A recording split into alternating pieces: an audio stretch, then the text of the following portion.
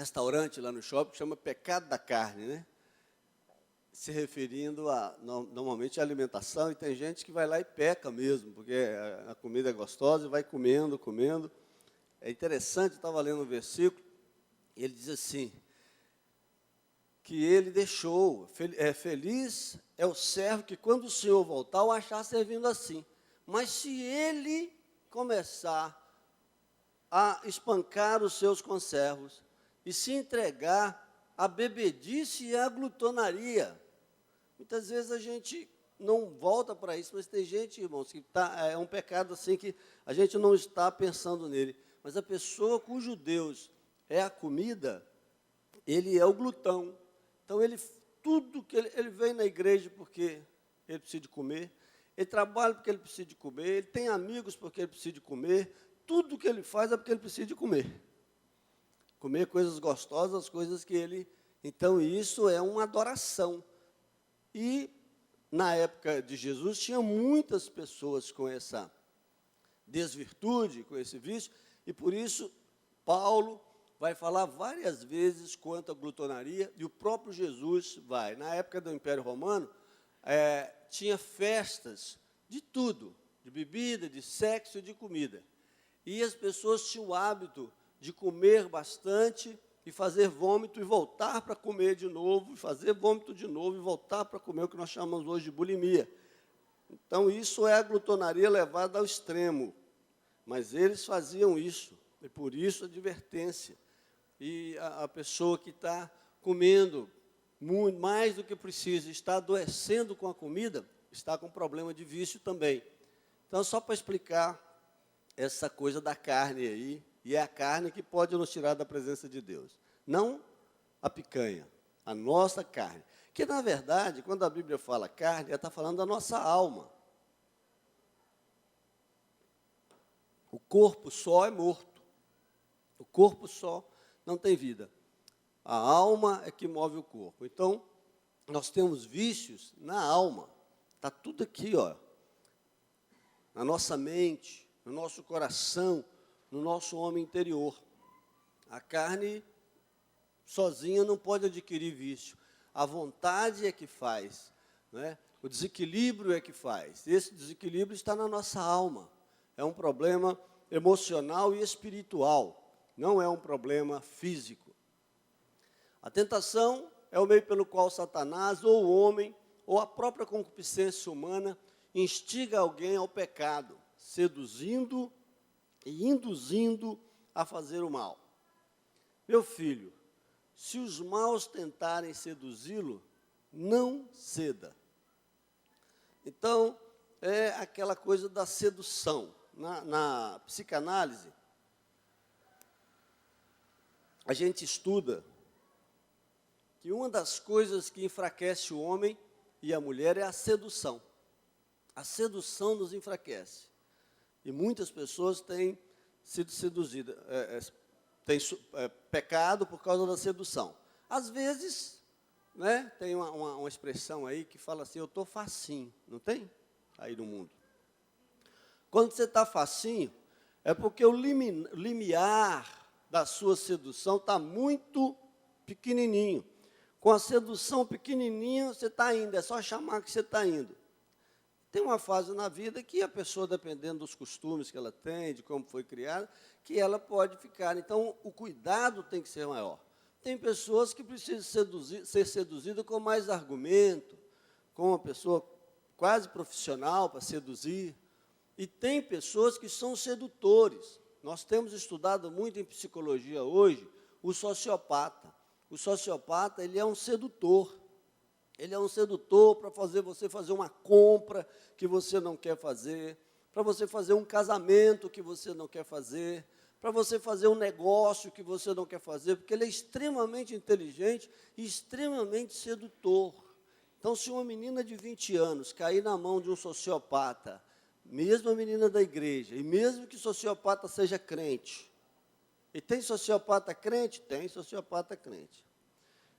De 30 anos, dificilmente essa menina não vai se entregar a essa pessoa. Um sociopata de 30 anos com uma menina de 20 anos. E ele é inteligente. Um bom sociopata nunca vai sair com um adolescente ou com uma criança. Ele não quer saber de cadeia. Esse sociopata de nível baixo, vamos dizer assim, que não é violento, que não tem psicose junto, que não foi criado com violência. Então, ele é o enganador. É o mesmo nome que o diabo recebe, o sociopata também recebe. Então, ele vai tentar ludibriar você. Ele vai tentar enganar você. E quando você chega em casa com o produto, ele colocou um produto tão bom. Quantas vezes acontece isso conosco? É porque o vendedor é um sociopata. Ele sabe que aquilo não presta e vende aquilo para você porque ele quer ganhar dinheiro.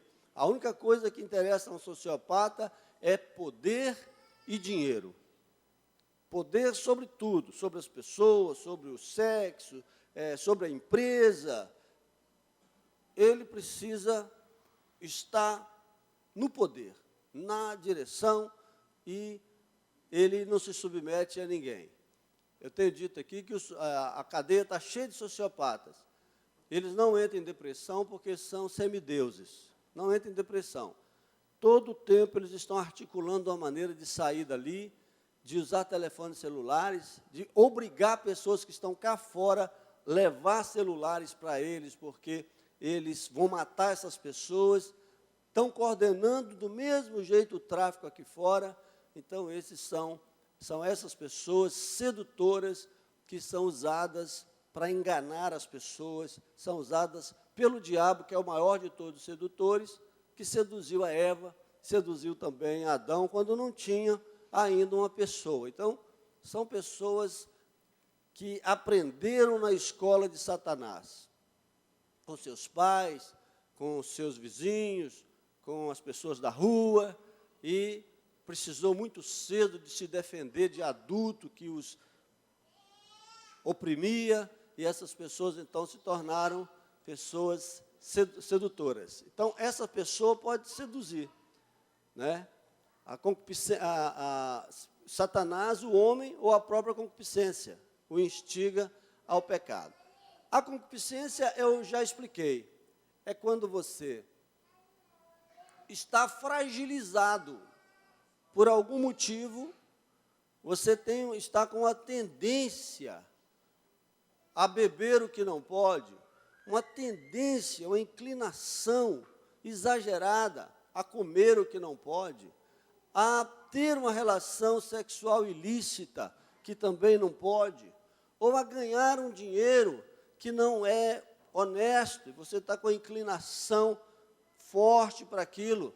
Aí, Tiago vai nos falar que essa própria inclinação é que nos faz pecar, é que nos faz perder a graça de Deus. E por que nós estamos falando isso?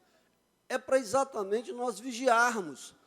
Aí, se você perguntar assim, Rafael, eu tenho alguma chance de ter algum tipo de sociopatia? Eu vou responder para você, eu, Rafael, tenho traço de sociopatia.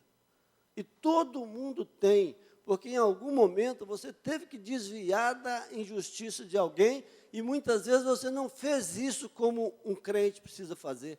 Você nem era crente, aí você aprendeu uma estratégia errada de fugir de uma situação, prejudicando alguém. Então, a gente vai tirando esses traços com o tempo. Na favela a gente aprende muitos a desrespeitar o outro.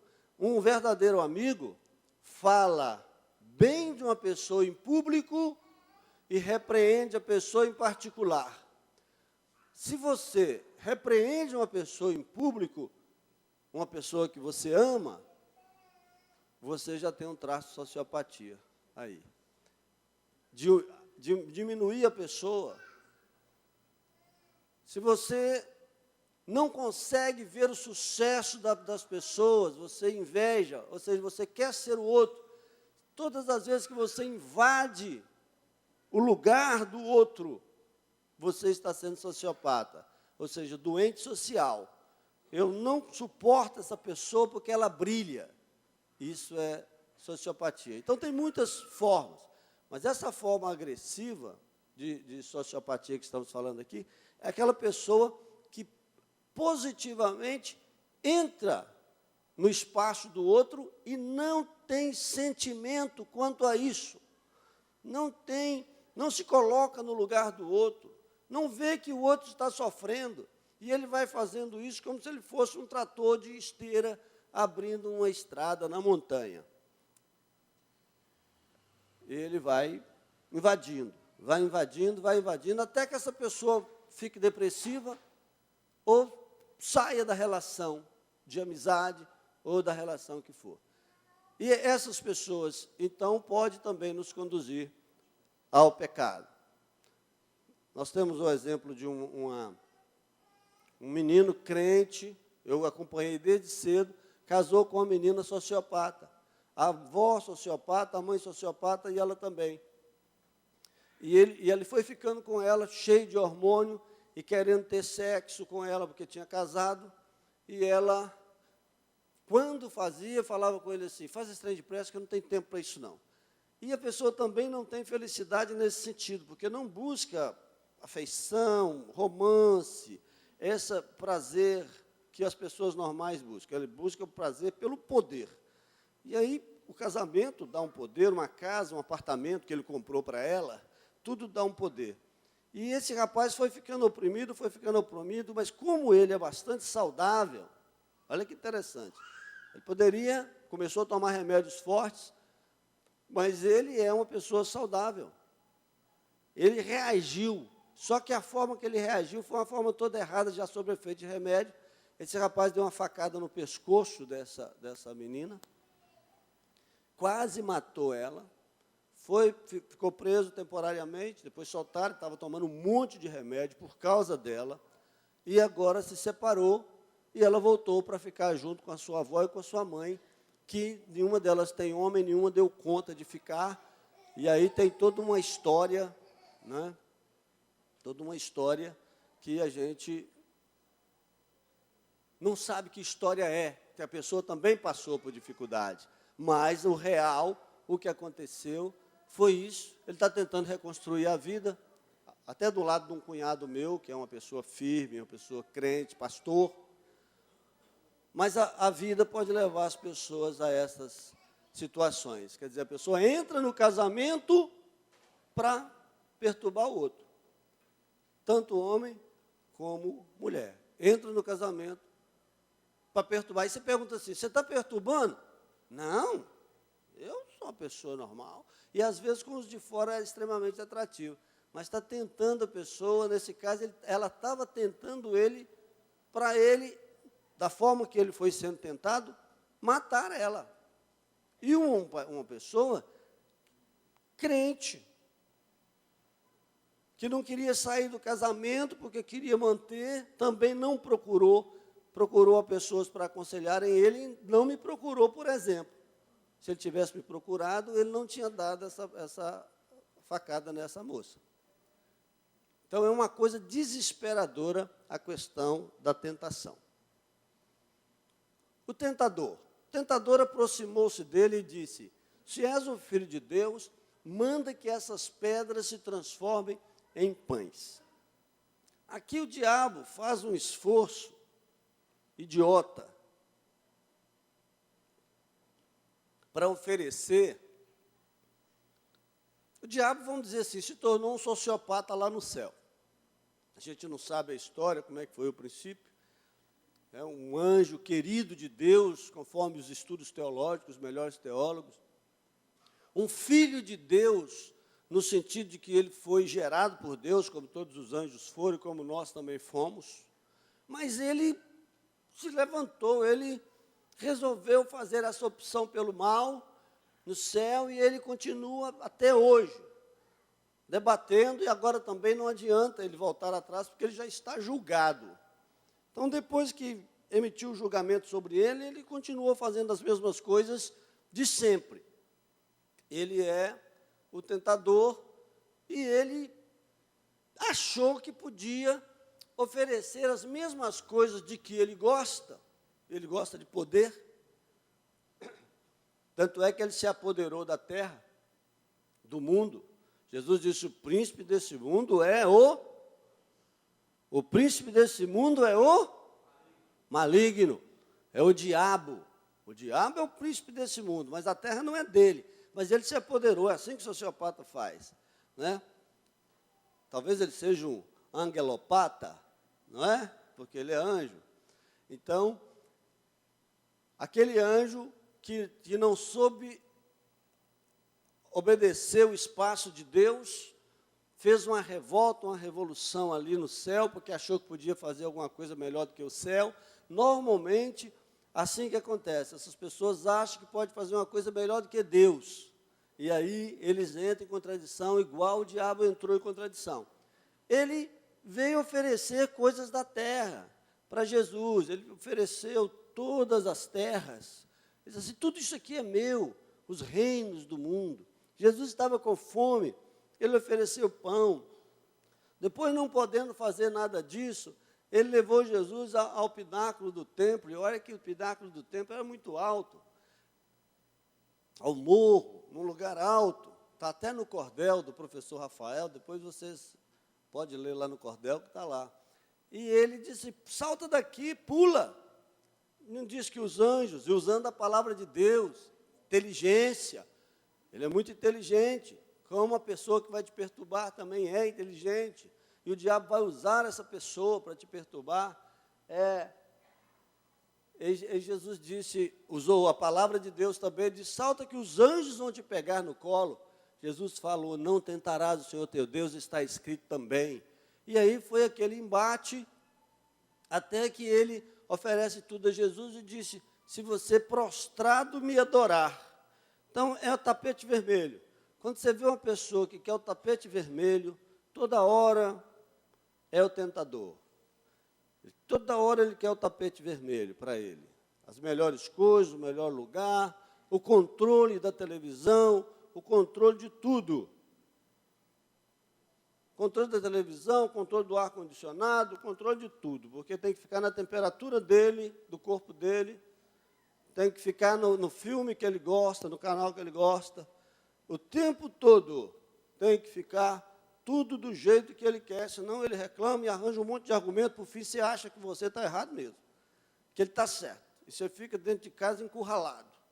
Então, você, se estiver assim, está lidando com o tentador, com um sociopata. Você tem que orar, e orar, e orar, né? A psicologia diz assim, sai fora dele. Mas se for casamento, meu amigo, minha amiga, você tem que orar muito, porque casamento não é fácil sair fora assim, né? Todo mundo pode ser tentado. Então, Jesus foi levado pelo Espírito ao deserto para ser tentado pelo diabo. Ali esteve 40 dias sendo tentado por Satanás. Estava com os animais selvagens e os anjos o serviam. Mas tentado por Satanás. Jesus, se Jesus foi tentado, nós também seremos tentados. Ele intercede por nós, é por isso que Jesus intercede por nós. O Espírito Santo intercede por nós com gemidos inexprimíveis. A igreja intercede por nós, o pastor intercede por nós, quem nos ama intercede por nós. Quem dera que cada um de nós fosse um intercessor pelo outro. Porque nós precisamos de muita intercessão. Jesus ficou sabendo que Satanás queria peneirar Pedro. E disse, Pedro, Satanás te pediu para te peneirar como se peneira o trigo. Mas eu intercedi por você. Aí ele disse, não, Senhor, eu vou com o Senhor até a morte. Ele disse, Pedro, esta noite, olha, mesmo depois da oração de Jesus, ele ainda ia negar Jesus 3 vezes. Imagina se Jesus não tivesse intercedido por ele. Então, Satanás pediu para uma permissão, pediu a Deus para experimentar a fé de Pedro, como pediu a Deus para experimentar a fé de Jó. Tem alguma coisa diferente nisso? Então tem. E há momentos em que, porque Deus tem que permitir. Quando você entra naquela prova, então Deus está permitindo que o diabo te prove, porque quando você for aprovado, receberá a coroa da vida. Deus sabe que você se tornará um crente melhor. Tiago diz que Deus a ninguém tenta, mas ele deixa o diabo tentar. Ele deixa o diabo para nos provar, para que nós cresçamos e não para que nós desfaleçamos. Porque ele sabe que a gente pode crescer, passando pela guerra espiritual. Paulo também passou por essas situações. Ele falou que Paulo ia sofrer muito, porque tinha consentido na morte dos crentes, perseguido os crentes, prendido os crentes. Ele disse assim, importa que ele sofra muito. Deus estava precisando de uma pessoa para entrar naquelas cadeias, para pregar para aqueles reis, tinha que ser de dentro da cadeia. Ele falou assim, eu vou usar Paulo para fazer isso. Deus é soberano. Essa conversa não é doce não, não é nada? Isso não é doce, mas é Bíblia. A concupiscência humana, cada um, porém, é tentado pelo próprio mau desejo, diz Tiago, sendo por este arrastado e seduzido. Foi aquilo que nós falamos. Então, você tem 3 fontes de tentação. A primeira fonte de tentação é o próprio diabo incidindo sobre você. A segunda fonte de tentação é o diabo usando pessoas para incidir sobre você. E a terceira fonte de tentação é a sua fragilidade. Por isso nós temos que nos fortalecer no Senhor e na força do seu poder. E o diabo quer pegar, o diabo é igual um bicho selvagem, comedor de carne. Eles olham o rebanho e olham o que está mais fraco. Você acha que o leão vai pegar aquele touro que vira para ele? Aliás, se o veado virasse o chifre, ou a gazela, para o lado do leão, eu não sei, o pessoal fala que houve evolução, evoluiu um chifre daquele tamanho, não sabe virar o chifre para o lado da onça. Então não é evolução, coisa nenhuma. Se virar, do jeito que eles vêm com tanta força, ele atravessa com o chifre. O chifre da gazela tem 70 centímetros. E ela não faz nada com aquele chifre, sai correndo na frente do animal. Só uma observação assim, zoológica, né? Mas o leão vai morder o animal mais fraco, ele pega o mais fraco do rebanho. Assim também, o diabo faz isso, tanto é que a Bíblia diz assim, resistir ao diabo e ele fugirá de vós, está vendo? Se você virar o corno para o lado dele, corno é chifre, está na Bíblia. Essa palavra, esse negócio que eles falam aí, está tudo errado. Se virar um chifre para o lado do diabo, e ele vê que você tem poder em Jesus, ele vai tentar outro. Ele vai procurar outro. Então, é interessante que você resista ao diabo. Ele vem com as suas ofertas, esteja atento e desconfiado dele e de tudo que te tira da palavra de Deus e da vontade de Deus. Ele não tem muito tempo. O diabo não tem muito tempo, não é onipresente. Eles são muitos e eles andam correndo. Jesus falou que quando os apóstolos saíram para pregar, ele viu o diabo cair como raio, demônios, como raio. Raio rápido, vamos trabalhar rápido, que o pessoal agora saiu aí para curar, nós temos que fazer alguma coisa em contra-ataque, porque Jesus mandou 12, depois mandou 70, aí a situação ficou muito pior ainda para o diabo. E aquelas pessoas estavam entrando no reino de Deus e saindo do reino do diabo, que é o reino do mundo, que é a condição normal. A Igreja Católica tem um pensamento assim de que todas as pessoas que estão no mundo são do reino de Deus. Então, por isso, essa despreocupação em trabalhar para a conversão da pessoa mesmo e tal. É uma coisa universal, mas não é verdade. As pessoas estão sob o domínio de Satanás e cada uma que vem para o reino de Deus é comemorada no céu. Os anjos dão glória a Deus. A alegria diante de Deus para cada ovelha, cada centésima ovelha que vem para os pés do Senhor. Não é assim que a Bíblia diz?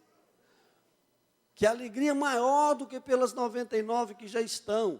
Então há uma alegria. Essas pessoas precisam ser retiradas do aprisco de Satanás para virem para o aprisco do Senhor, para o reino de Deus. Do reino das trevas para o reino da luz, do reino da insipidez para o reino do sal.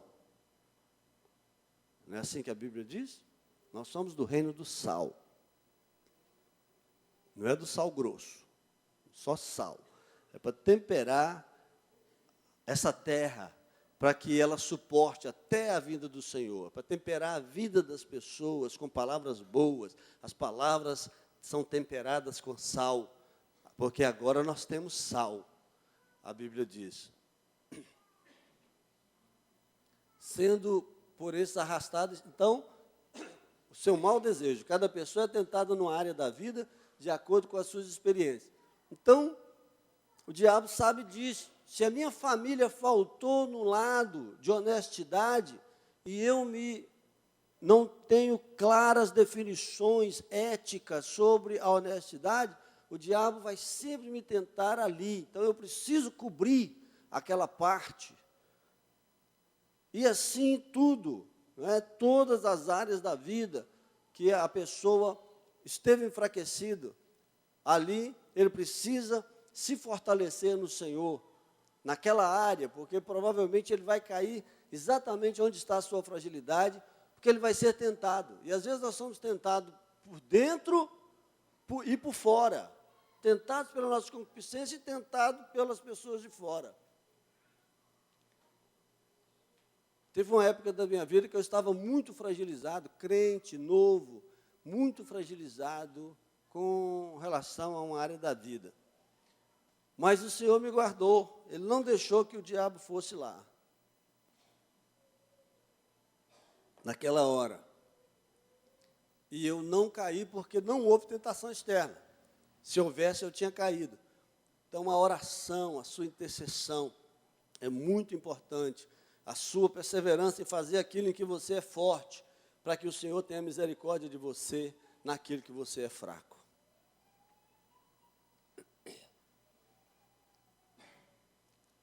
Jesus nos entende e nos socorre, porque tendo em vista o que Ele mesmo sofreu quando tentado, Ele é capaz de socorrer aqueles que também estão sendo tentados. Esse advento de Jesus participar da aventura humana através da carne, ou seja, Deus se vestir de carne humana, é muito importante no sentido de que ele precisava de ter uma experiência como humano para poder entender os humanos. E Jesus é Deus, então é Deus que se vestiu dessa carne humana para que ele possa nos julgar melhor, para que ele possa nos entender melhor. Então, ele tinha órgãos humanos, para que ele pudesse entender na experiência, na própria experiência, o que é ser um humano. E ele pudesse, então, nos julgar com completa justiça e nos entender a hora que nós dissermos: Senhor, a dor é aqui, é no fígado, é no estômago, é no rim, é no pulmão, é na cabeça. A dificuldade está assim ou de outro modo, é no pé, é na mão. Ele vai poder nos ajudar, porque ele passou por essa experiência, e ele foi tentado, mas sem pecado. O que é ser tentado sem pecado? Ser tentado sem pecado é como uma pessoa tentar me fazer beber álcool. É uma tentativa inútil. O diabo nunca vai me oferecer álcool, ele vai me oferecer outra coisa. Porque eu perdi meu pai para o álcool. Então, eu não tenho o mínimo desejo. Já cheguei a beber quando eu era novo. Abri uma garrafa de pitu e virei, nós trabalhávamos num bar, e virei a garrafa de pitu na boca, e não era crente, naturalmente, e bebi uma quantidade, mas não me atraiu, porque eu via todo o sofrimento da família, então eu fui fortalecido, eu fui calejado quanto a isso, então eu não bebo e não quero beber e não tenho. Então o diabo não vai perder tempo, porque ele não tem tempo. Entendam isso, que o diabo não tem tempo.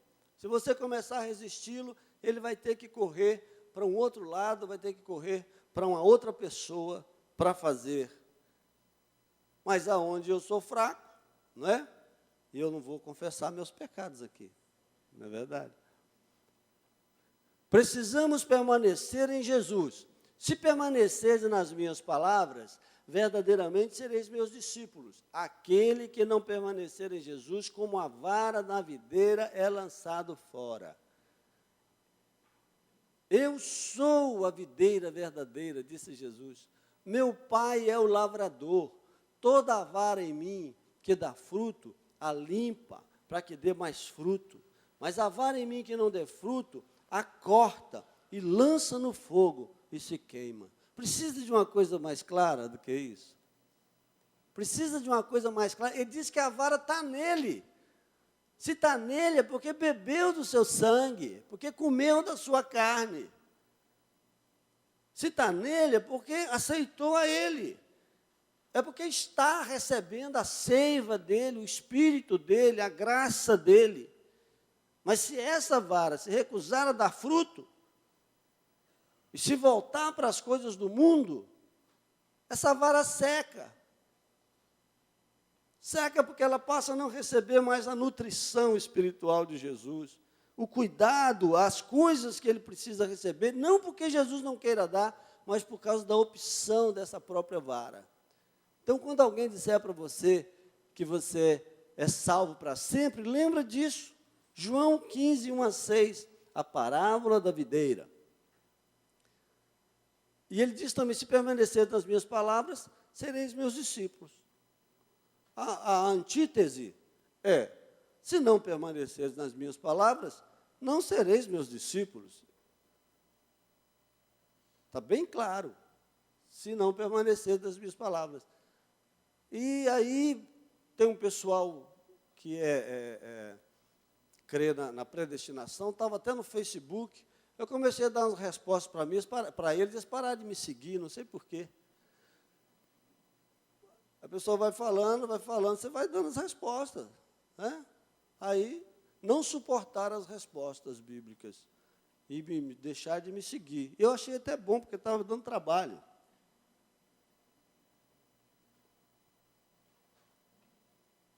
A palavra está aqui. Está dizendo, você não pode tirar a responsabilidade. A salvação é Jesus que dá, tudo é dele. Agora, a preservação da salvação é igual um menino que estava quebrando tudo lá na escola. Né? Eu te dou um relógio novinho, caro. Você pega o relógio na minha frente, manda o relógio no chão e quebra o relógio. Que gratidão que você merece o relógio. Não, vou dar outro relógio para ele, tadinho, porque está nervoso. Eu não dou. Não é? Teve aquele, ganhou aquele. Eu já dei uma Bíblia para uma pessoa, cheguei na casa dele, a Bíblia estava debaixo do móvel, junto com as teias de aranha. A aranha estava fazendo uma casa na Bíblia, em volta da Bíblia. Aí eu falei assim, olha, eu vou pegar essa Bíblia de volta. Pode pegar. Fui lá, peguei, limpei e dei para outra pessoa. É assim, irmãos, e Deus não é diferente. Ele não está te dando talento para você deixar encher de teia de aranha. Um coração igual ao dele, para você encher de aranha. Uma mente igual a dele, para você encher de teia de aranha. Não, não é assim. Você conhece o bem, propague o bem, fale do bem. E o talento é como a área de tentação. Assim como a área é a antítese da área de tentação. Onde você é mais fraco, você precisa fechar para não cair. E aonde você é mais forte, você tem como produzir para o Senhor ali. Ali está o seu talento. Porque você é acima da média das pessoas naquilo. Por quê? Porque tudo contribuiu.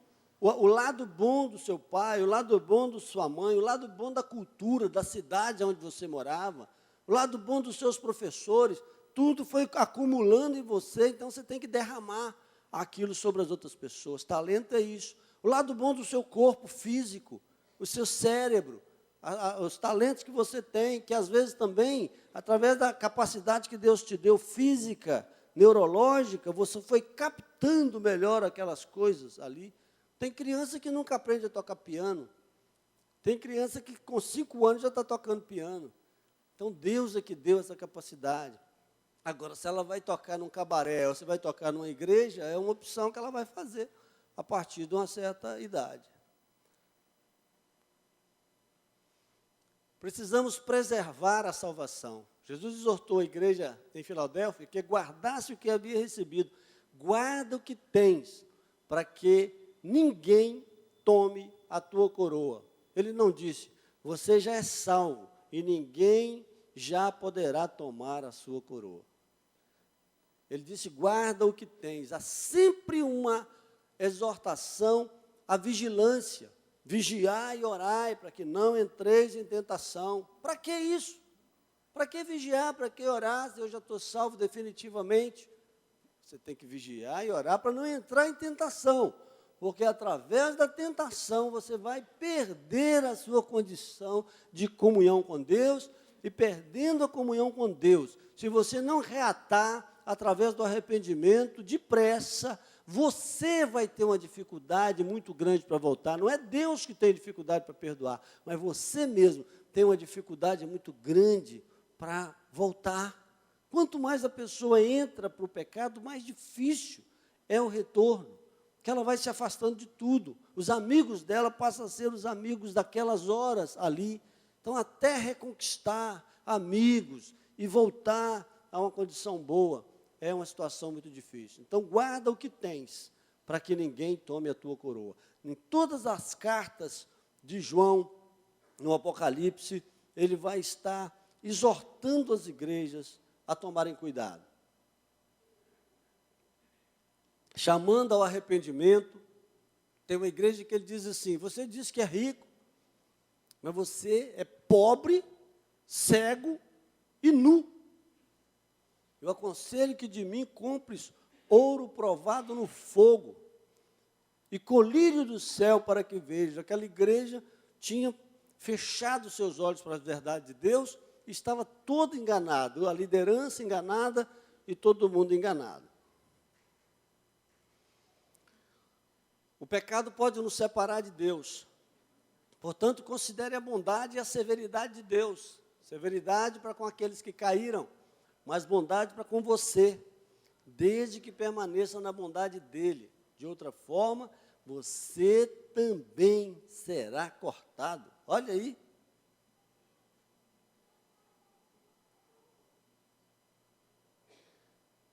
Então, Paulo está doutrinando sobre Israel e os gentios.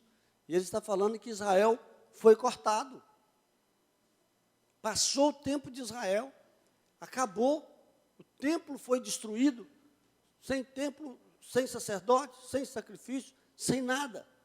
E ele fala que João vai viver até que o reino de Deus seja pleno. João morreu perto do ano 100, ou seja, quando não tivesse mais Israel para atrapalhar, não tinha mais nada, caiu uma depressão nacional, acabou tudo, do jeito que Jesus tinha falado, a profecia de Jesus.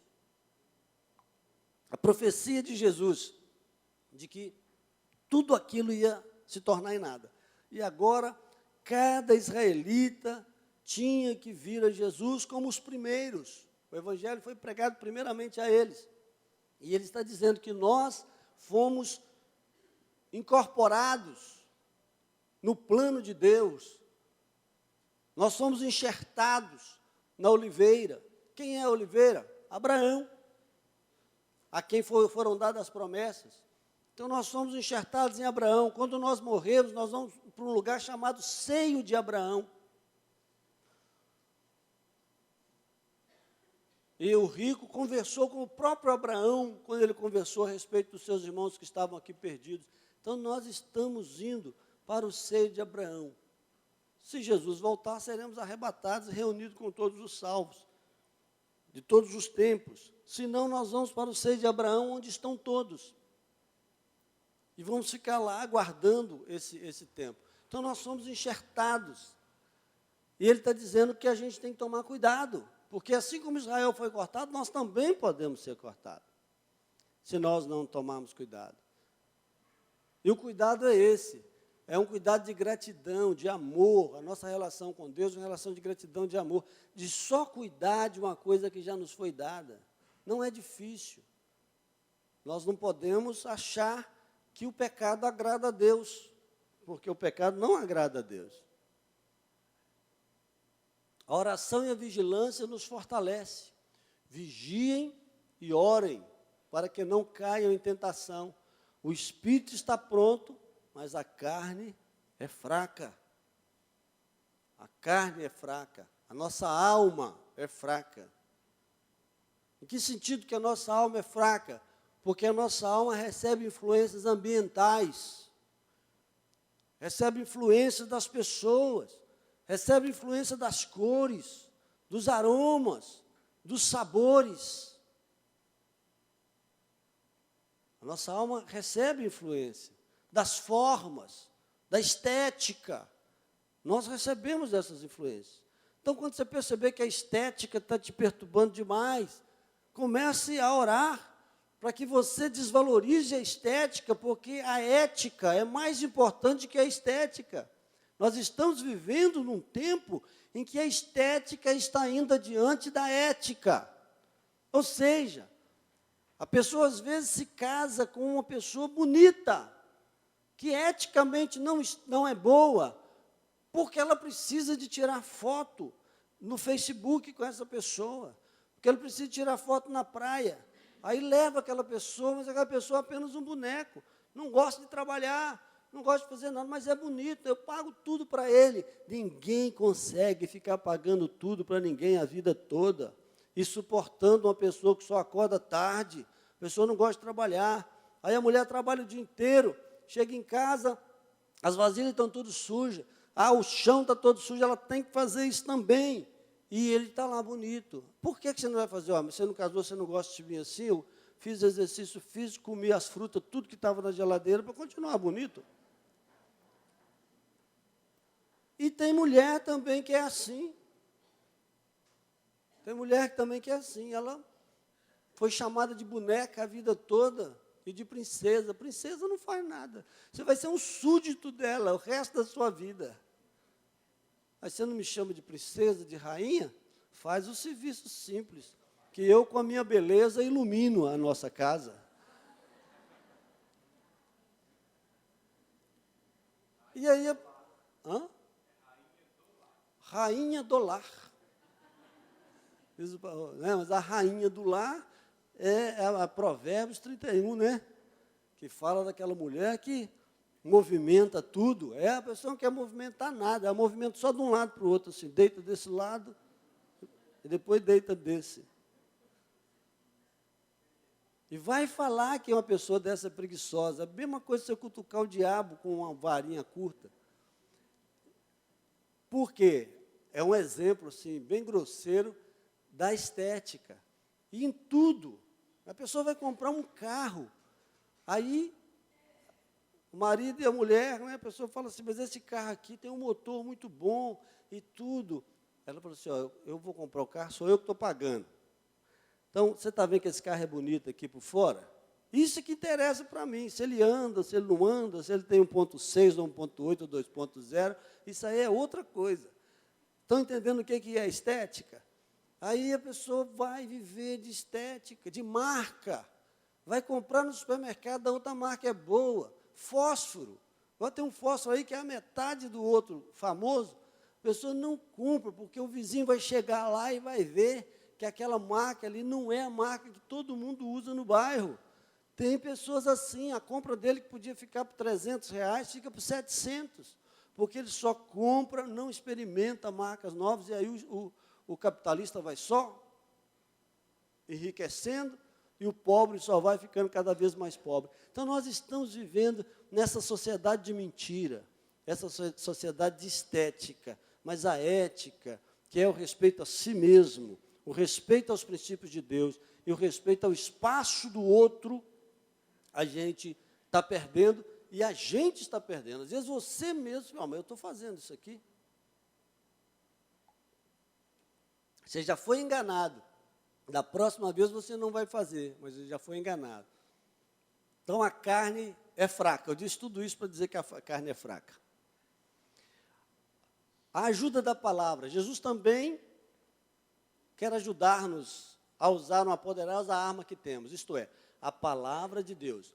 Foi essa arma que ele usou contra o tentador. Vai de Satanás, porque está escrito. Está escrito. Aí é a palavra, é o poder da palavra. É o poder da palavra. Mas o pastor lê a Bíblia. Meu pastor leu a Bíblia. Está lendo a Bíblia, está estudando a Bíblia, é teólogo. Você precisa ler a Bíblia, porque a hora que o Satanás te pegar no cantinho, que não tiver nem telefone para você falar com o pastor, você vai ter que ter a palavra de Deus para dizer para o diabo, está escrito. Está escrito. Então você precisa de conhecer. Acreditar na palavra. Outra coisa que as pessoas estão perdendo é a fé na palavra. A palavra é a palavra de Deus. Jesus usou tanto para trás como para frente. E ele citou os profetas. Ele citou situações confirmando. Eles falaram assim, nos dê um sinal. Ele disse, eu darei o sinal do profeta Jonas. Assim como Jonas ficou 3 dias e 3 noites no ventre da baleia, ou do peixe. O Filho do Homem ficará no seio da terra. Aí, confirmou Jonas. Aí, em outro lugar, ele diz assim como foi nos dias de Noé, será na volta do Filho do Homem. Aí, Jesus, então, conhecia o Antigo Testamento. É claro que ele conhecia tudo. Ele não precisava nem de ler para conhecer. Agora, nós precisamos de ler para conhecer. E Jesus, ele vai confirmando os profetas, cada profeta, citando a palavra do profeta e dando legitimidade à palavra do profeta. E como que eu vou fazer com essa Bíblia que eu não leio? Você precisa ler, porque você vai precisar dela na hora da dificuldade. É a palavra de Deus. É a Bíblia. Os próprios sábios de hoje não entendem como que a Bíblia foi formada, e teve um deles que disse que nem se juntasse todos os sábios do mundo e fizesse uma convenção e tentasse escrever um livro melhor do que a Bíblia, eles não conseguiriam. Não consegue. A Bíblia é a palavra de Deus, e nós precisamos de valorizá-la e lermos. Nós estamos perdendo a oportunidade de tocar uma coisa de Deus que está na terra. A Bíblia, eu tenho um cuidado, irmãos, não é bibliolatria, não. Mas eu não gosto que a minha Bíblia caia no chão. Qualquer livro cai. Livro nenhum eu não gosto que caia, mas a Bíblia eu não gosto que caia. Eu não deixo a minha Bíblia suja em qualquer lugar. Por quê? É o cuidado. É um livro especial.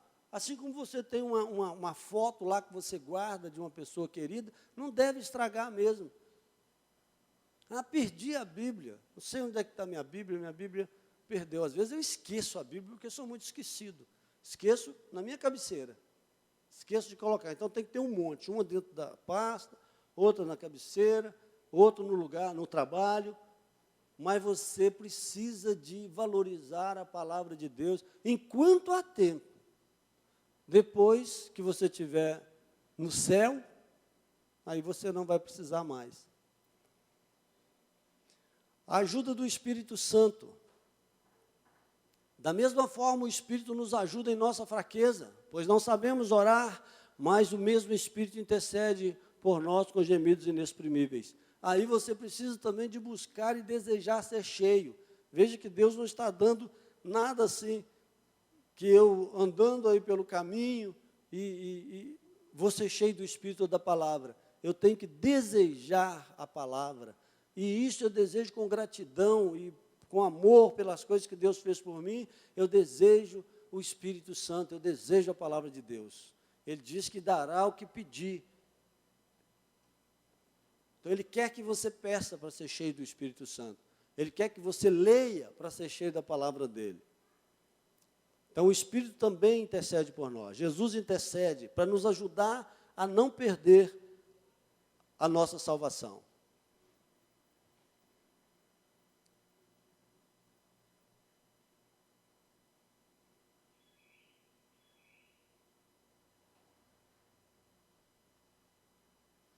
Exemplo de crentes que venceram a tentação. Daniel, contudo, decidiu não se tornar impuro com a comida e com o vinho do rei, e pediu ao chefe dos oficiais permissão para abster dele. é a diferença, irmãos, entre um israelita que cede e o que não cede. Aí a pessoa vai falar, não, isso já estava escrito. Não está escrito. Senão Jesus não tinha dito para Judas, Judas, por que você deixou Satanás fazer isso com você? Então não está escrito, você vai conquistando a cada momento. Daniel foi tentado, quando ele chegou ali naquele país, aonde ele não tinha que ficar observando muitas leis, ele era um governador, podia se tornar um governador até cruel, com mulheres à sua disposição, entrar nas farras do rei, ele seria muito bem quisto, se ele tivesse entrado nas farras do rei, sendo um grande, porque ele chegou ali como uma pessoa especial, muito inteligente, um sábio, e, no entanto, ele resolveu santificar-se, que foi o assunto da aula passada. Ele resolveu separar-se para Deus. E, separando-se para Deus, ele passou por muitos momentos bons, se tornou a segunda pessoa do reino, mas ele também foi parar na cova dos leões. E até na cova dos leões, onde ele não tinha possibilidade nenhuma de sair, e eu nem sei se ele queria sair também. Às vezes a pessoa entra na cova do leão e quer sair, o outro não quer sair, já sofreu tanto, se esse leão me comesse aqui, para a glória de Deus, eu já ia direto para o céu. Mas Deus tinha um plano com ele ainda na terra, e ele voltou para continuar fazendo aquilo que ele fazia sempre. Ele tomou uma decisão.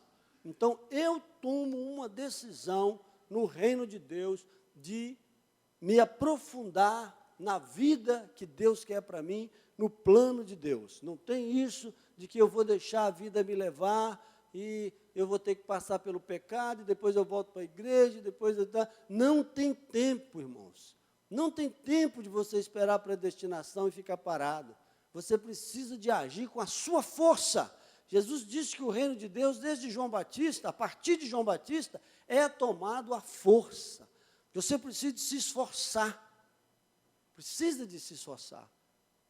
Eu aprendi isso com o tenente Oswaldo, o Tom aí da banda, era um homem terrível, mas era um homem bom, no sentido de que ele nos ajudava a entender essas coisas. Ele mandava a gente tocar uma partitura, e ele falava, já está tocando a partitura? Toca aí. A gente falava assim, eu vou tentar. Ele falava assim, quem tenta é o diabo, você vai tocar. Mandava fazer uma coisa de tesouraria. Eu não sei. Falou, ninguém nasceu sabendo. Você procura saber com quem sabe, vai lá no tesoureiro tal, no secretário tal, no contador, e aprenda como é que você faz isso. E a gente foi pegando, é um lado positivo da coisa, dessa coisa do esforço, de você correr atrás para adquirir as coisas que você quer. E deu certo. Então, porque ele estava, nesse sentido, ele estava correto. Que a gente precisa de correr atrás das coisas que nos interessam. Que eu posso decidir, acordar de manhã e não fazer nada, fazer o mal ou fazer o bem. Eu posso decidir isso. Assim Daniel decidiu seguir ao Senhor, e é citado como, juntamente com Jó e com Moisés, não é? Os três homens de maior expressão na Bíblia, no Antigo Testamento. E depois de certo tempo, a mulher do seu senhor começou a cobiçá-lo e convidou, venha, deite-se comigo. Mas ele se recusou e lhe disse, meu senhor não se preocupa com coisa alguma de sua casa, e tudo que tem deixou aos meus cuidados. Esse é José do Egito, chegou, vendido por seus irmãos, agora chega na casa do seu senhor. Se ele não tivesse juízo, a vida dele tinha acabado por aí mesmo. Dizem os estudiosos que Potifar não acreditou na mulher, prendeu José só para dar uma satisfação à mulher. Se ele tivesse acreditado, tinha mandado matar José, porque José já não servia para ser servo mais na sua casa. E essa mulher, naturalmente uma mulher cheirosa, naturalmente uma mulher bonita, naturalmente uma mulher bem vestida, cheia de tudo quanto é perfume, de todos os cuidados do Egito. E incide sobre José um menino, um rapaz muito novo ainda, e ele teve o caráter de não invadir o direito do seu senhor, de pegar o aprendizado que teve do seu pai, Jacó, de Abraão, de Isaac, de Jacó, e ele tomou essa decisão de não se deitar com essa mulher. Na idade que ele estava, talvez nem por medo, mas porque realmente ele já tinha, desde cedo, aprendido a cuidar dos negócios do seu pai, aprendido que trabalhar, que correr atrás, que fazer o bem, dá certo. E ele já tinha intimidade com Deus, ele já tinha o Espírito Santo, José. Ele tinha o dom de interpretar sonhos que Deus tinha dado a ele. Como que José conseguiu isso naquela época? Que nem era, o Espírito Santo não tinha descido ainda sobre toda a carne. Porque aqui e ali, as pessoas que buscavam a Deus de todo o coração, Ele dava a eles o seu Espírito Santo. Numa época muito mais difícil do que a nossa. Numa época de provações muito piores. Numa época que seus irmãos faziam coisas erradas e eram mais velhos, e ele, mais novo, tinha que ajudar o pai a administrar, porque os seus irmãos mais velhos não tinham tanto juízo quanto ele. Então, é a decisão. São exemplos que estão aí para nós preservarmos a nossa salvação. Preservarmos cada dia, esforçarmos. Sabemos que nós temos uma vocação lá fora, mas que existe uma vocação no reino para nós, que nós podemos dar fruto. Trabalhando muito pouco até por semana, você pode se esforçar para crescer na presença do Senhor. Amém? Vamos orar? Vamos ficar de pé e vamos fazer uma oração. Vamos pedir ao Senhor que nos faça entender que nós estamos ligados na videira, salvos. Você está ligado na videira, você está salvo. Agora precisa de começar a aparecer uva no seu galho, na sua vara. Precisa de aparecer uva. E aí você sabe se você está mais para seco, se está mais para verde, se já está em flor, se já está dando uvas, ou se você está interessado nisso, em crescer na presença do Senhor, ou não, ou se você está pensando em desanimar e deixar ser cortado da videira e lançado no fogo. Isso é uma coisa muito triste. Então, toda essa doutrina da salvação é para que nós entendamos isso. Senhor, nosso Deus e Pai, nós louvamos o Teu nome, Senhor. Temos aprendido na Tua palavra que nós precisamos de preservar esse dom maravilhoso da salvação que o Senhor nos deu. Meu Deus, que cada irmão aqui nessa manhã possa sair daqui mais consciente, Senhor, a respeito das coisas que deve fazer, a respeito, meu Deus, das armas que o Senhor nos dá para que nós possamos avançar sobre o reino de Satanás, para que nós possamos fazer o Teu reino crescer dentro do reino de Satanás, que nós possamos empreender esforços para edificar a Tua igreja e para ganhar almas para o Senhor. Que a Tua graça seja sobre cada um de nós e que nós sejamos fortalecidos no Senhor para fazer a Tua obra. É o que pedimos em nome de Jesus. Amém. A partir do domingo que vem nós vamos estar estudando sobre liderança. O pastor Wagner deve falar melhor. Amém. Pode sentar, queridos. Glória a Deus. O Senhor tem falado ao seu coração. Hoje Deus falou conosco, né? De todas as maneiras que podia, né? Desde a Rosaura, com a palavra que Deus usou ela para trazer, dos louvores, da ceia, esse ensinamento. Então, nós só temos que crescer, obediente à palavra do Senhor, tá bom?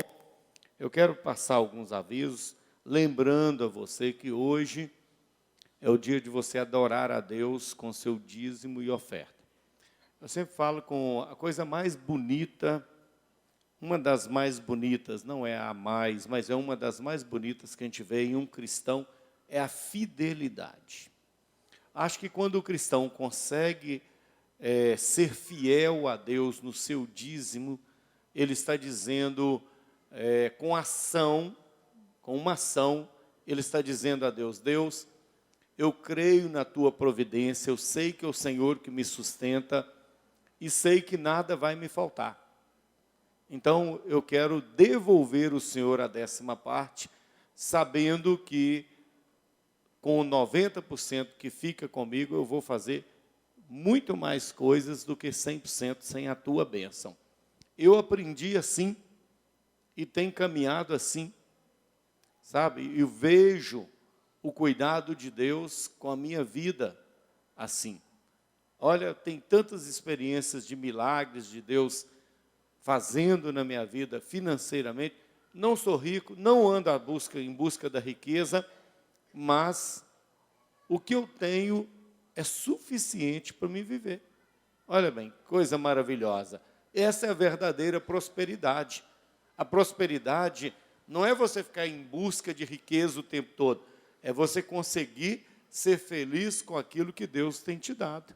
Isso é prosperidade. Ter paz, dormir com aquilo que Deus te dá, saber que Ele está te dando e que Ele é o Deus provedor.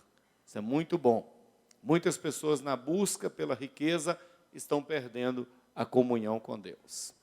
Seja fiel ao Senhor no seu dízimo e na sua oferta. Tenha isso como uma experiência.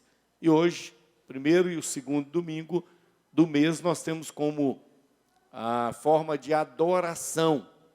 Trazemos ao altar do Senhor a nossa adoração, o nosso dízimo e a nossa oferta. Bom, amanhã, já falamos, teremos o dia de oração aqui, começa de 7 às 8 com o trabalho de oração segunda, quarta e sexta, de 7 às 8. Depois, a partir das 8 horas, nós teremos aqui uma consagração. Se você quiser tirar o dia amanhã para caminhar, estar aqui na presença do Senhor, ter um dia de crescimento, um dia de leitura bíblica, você que está vivo e não está morto, né, porque quem está morto está sepultado, aí vai muita gente até lá levar florzinha para ele. Se você quiser ficar sepultado, alguém vai lá levar florzinha para você. Se você está vivo, né, que não é uma prática nossa, né, o jornal já está dizendo ali, pega o jornal ali, eu escrevi, os mortos não falam. Se alguém está indo atrás do morto para ouvir alguma mensagem, cuidado, você pode ser enganado pelo principado e potestade, né? Os mortos não falam. Pega aquele jornal depois, pegue 1, 2 ou 3, leia primeiro e distribua para os seus vizinhos, seus amigos. Ali tem uma palavra muito boa acerca dos mortos que não falam. Tem muito crente que não entende a questão da morte e sofre muito com a morte dos seus entes queridos. Tem muito crente que não entende isso. Por que eu falo isso? Porque quando o meu filho morreu, meu primeiro filho morreu, foi uma luta com Deus na minha vida. E eu já era crente, mas Deus estava trabalhando comigo. E eu, de vez em quando, na época eu tinha moto, há poucos anos atrás, né? Tem 26 anos que meu filho morreu. Eu já era crente, mas eu ia lá no cemitério. Sentava lá em cima da minha moto, ficava olhando para a grama, para um lado, para o outro, buscando o quê? Um consolo naquilo ali, que não podia me dar consolo. Então, tem muitos crentes que eu digo, pela imaturidade na fé, que é o que eu estava naquele período, com a fé imatura, que às vezes se envolvem, acham que ali está o ente querido. Então, os mortos não falam, depois você leia aquilo ali, tá? Seja maduro não vá para o cemitério acender vela e nem levar flor, tá?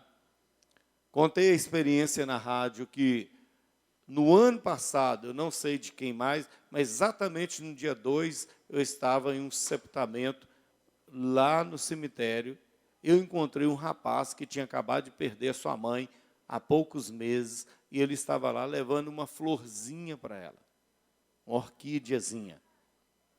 E eu me sensibilizei com aquele rapaz chorando, sozinho, no túmulo da sua mãe, e me aproximei dele, e comecei a conversar com ele. E depois eu fiquei pensando assim, puxa vida, se tivesse dado essa florzinha uns 4 meses atrás, sua mãe podia ter recebido, hoje não pode. Então, se você tem que agradar, obedecer, servir, faça enquanto vida. Faça enquanto vida. Tem muitos filhos que não obedecem os pais, não abraçam os pais, não cuidam dos pais quando estão velhos, desrespeitam os pais. Aí depois, quando morre, quer levar uma florzinha. Não estou dizendo que é o caso daquele rapaz. Estou dizendo que tem muitas pessoas que depois querem levar uma florzinha. Não adianta. Não adianta. Já vi muitos, em 25 anos de ministério, já vi muita gente dobrando em cima do caixão do seu pai, de sua mãe, pedindo perdão. Rapaz, se você faz isso 24 horas atrás, tinha um efeito especial, mas agora não adianta nada. Então, nós precisamos entender isso. E muitos cristãos estão confusos ainda. Tem muitos cristãos, pela imaturidade da fé, que ainda estão confusos. Eu devo ou não devo? Visitar o túmulo do meu ente querido. Não adianta. Não adianta. Está ali só uma casa abandonada, que está já se decompondo. Bom, nós teremos na sexta-feira, programa isso aí, sexta-feira, nós teremos aqui um casamento, que é o casamento do Daniel Real e Apole, a partir das 19h30, mas às 23 horas nós iniciaremos a nossa vigília de oração. Faz um compromisso com Deus, sexta-feira, a partir das 23 horas, na última que nós tivemos muitas pessoas. Foi uma bênção. Daí a pouco começamos a cantar, louvar o Senhor e orar. Deu 5 horas da manhã. Primeiro deu 3 horas, o pessoal parou para lanchar, Eu falei, não, vamos lanchar não, gente, vamos orar mais. E os irmãos insistiram, esses irmãos são duros, Só que dessa vez não vão ter, não. Nós vamos ter um lanchinho lá, um cafezinho, um biscoitinho lá atrás. O irmão que achar que está precisando tomar um cafezinho, sai devagarzinho, vai lá e toma um café. E nós continuaremos em oração. Não vamos ter intervalo, não. Nós vamos de 23 a 5. Pastor Elcimar vai participar, eu vou participar, a Rosaura vai participar, os irmãos, pastor Kennedy vai participar, e todos aqueles que puderem, participem conosco. Pastor, eu não aguento. Aguenta sim, descansa um pouquinho, se puder durante o dia, ou à tardinha, ou quem trabalha durante o dia, de 7 até as 11, dá uma descansada e vem para a vigília. Vai ser muito bom. Se não puder ficar a noite toda, fique até a hora que você puder, até 1 hora, meia-noite, 1 hora, 2 horas, e vá para casa. Tá bom? Nós teremos também, dia 6, 7 e 8, a Clínica da Alma, que já estava agendada, é a Clínica da Alma, com a comunidade terapêutica. Nós vamos fazer no C3, a gente quer trazer os meninos, tirá-los da comunidade, para que isso cause um impacto maior na vida deles. Para isso, nós estamos pedindo que você patrocine, se você puder. Se puder, patrocine um deles, pelo menos um. O valor é R$60. Se você puder, eu vou patrocinar um. O professor Rafael já patrocinou, acho que é 2, É 4. É 2, não, porque eu não estou sabendo. Ele já patrocinou. Amém? Não, é porque esse menino é muito bom, esse professor Rafael, Se deixar, ele quer patrocinar todo mundo. Não é todo mundo, deixa os irmãos também ser abençoados. Não é? Ele queria já vender a caminhonete para patrocinar todo mundo. Não precisa, professor Rafael. Tem muita gente. Então, nós estamos abençoando esses meninos. Se você não tiver como, pastor, eu não posso financeiramente, meu irmão, só ore então. Ore por esse projeto, está ótimo. Sabe, se você pode, pastor Kennedy, eu posso patrocinar só metade. Passa o dinheiro, pastor Kennedy. Está aqui. Aí você vai nos ajudar. Quantos patrocínios a gente já tem? Tem uma noção? Tem 25. Nós temos mais ou menos, vamos precisar de uns 35, 40 patrocínios. Mas nós já temos 25. Graças a Deus. Os irmãos entenderam, né? Estão entendendo. Isso é muito bom. Eu fico feliz com isso, sabe? Que os irmãos estão entendendo que estão investindo em alma. Uma vida vale mais do que o mundo inteiro, né? Uma vida. Só deixar de comer uma pizza, né, no fim de semana e patrocina, tá bom? Nós vamos ter também no dia 7, olha bem, no dia 7, sábado que vem, você, mãe, pai, programe isso aí, o primeiro congresso infantil de missões. Primeiro congresso de missões infantil, com a participação das próprias crianças, um trabalho muito lindo. O Pirulito Plim, que está viajando hoje, né? Que é o pastor Elcimar, vai chegar, mas vai estar lá. E a boneca Vivi também vai estar lá. E os meninos vão participar. Algumas igrejas estarão participando conosco.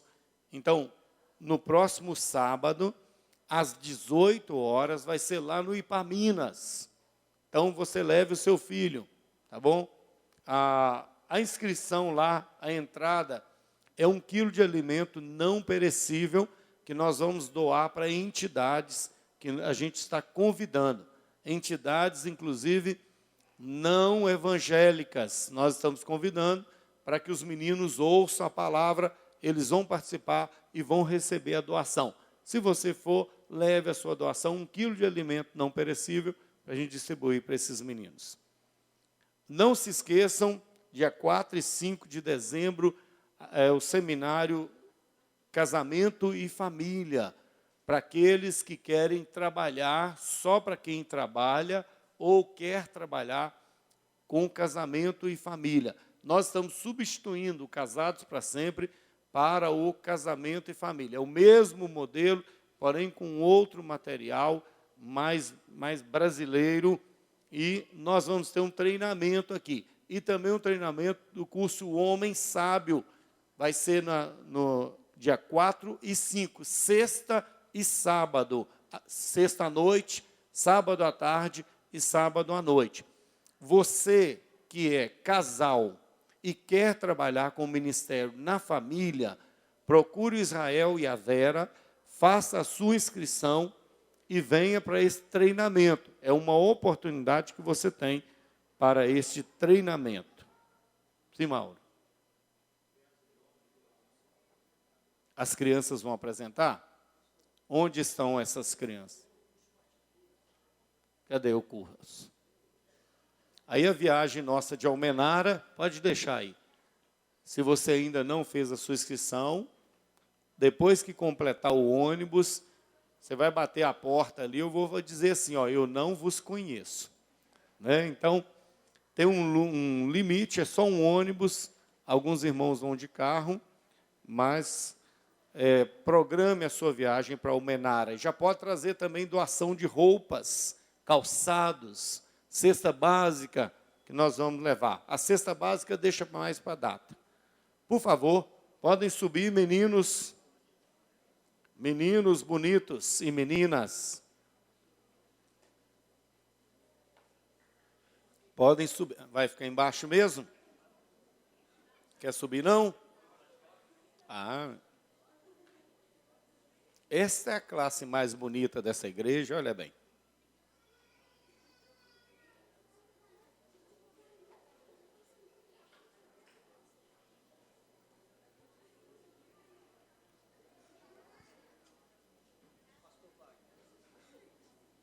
paz do Senhor, igreja. Amém. Nós somos gratos e felizes porque o Senhor continua com seu imenso amor, nos utilizando como instrumento para instruir as nossas crianças, para levá-las a Cristo, para que isso esteja fundamentado firmemente no coração delas. Jesus nos disse: vinde a mim todas as crianças, os pequeninos, porque a eles pertence o reino do céu. E nós gostaríamos hoje de apresentar mais uma etapa dessa instrução, né? Eles vão nos recitar aqui uns 2 versículos, e queremos pedir aos pais um apoio. O primeiro deles, vamos firmar com eles a instrução que está sendo passada, gente. Dá uma olhadinha na apostila. Hoje nós refletimos sobre o papel da escola e da instrução, né? O Senhor nos disse que conhecereis a verdade e a verdade vos libertará. E nós podemos aplicar essa verdade na instrução que a gente recebe, que a gente dá às crianças, para que sejam pessoas de caráter no futuro. Então, pedimos o apoio de vocês, de refletir com eles, para que esse ensinamento entre realmente no dia a dia deles. E o segundo, vamos dar uma olhadinha se eles estão trazendo a Bíblia, a apostila para a sala, porque isso faz muita diferença para a gente aplicar a instrução, ok? Então, vamos lá, meninos? No 3, 1, 2, 3.